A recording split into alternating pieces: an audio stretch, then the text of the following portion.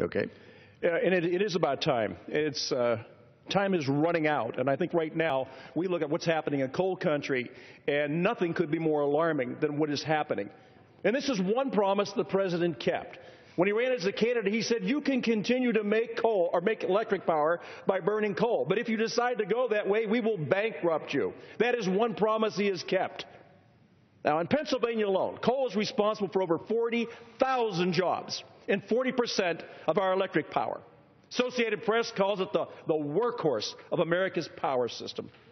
But the extreme overreach by the EPA is threatening jobs and forcing energy costs for families and manufacturers to skyrocket, which hurts every single American. Now, this is something I think the general public has to understand. While maybe they don't go down in those mines, and while maybe they don't bring that precious product out from underneath the ground, and while maybe they don't work in a power-producing coal-fired power plant, one thing they do know is when they hit that switch to turn on the power, it's reliable because of coal. Coal has always been the standard. Coal has always driven the fact that we not only have coal that is abundant, we have coal that is accessible, and we have coal that is very affordable. Why in the world would we go away from this workhorse of America's power system? And that's one of the reasons that we reintroduced the Coal Country Protection Act. That's H.R. 2637. It's just a common sense bill that would stop any new EPA regulations from affecting America's power until four outcomes are achieved. Number one, no job losses. Number two, no loss in GDP or economic growth. Number three, no higher electric rates. And number four, no interruption in the reliable delivery of electrical energy. These are pretty common sense goals. Now, who would be able to verify that, or who would certify? Well, Secretary of Labor could do it. The Congressional Budget Office could do it. The Energy Information Administration could do it. The Federal Energy Regulatory Commission could do it. And the North American Electric Reliability Corporation could do it. We said about time.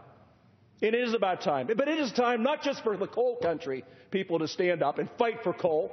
It's time for the whole country to stand up and fight for coal. It's well past the midnight hour. As we continue to shut down mines and lose jobs and shut down communities and raise people's electric rates. And then people at home sit back and wonder, what are they doing in Washington?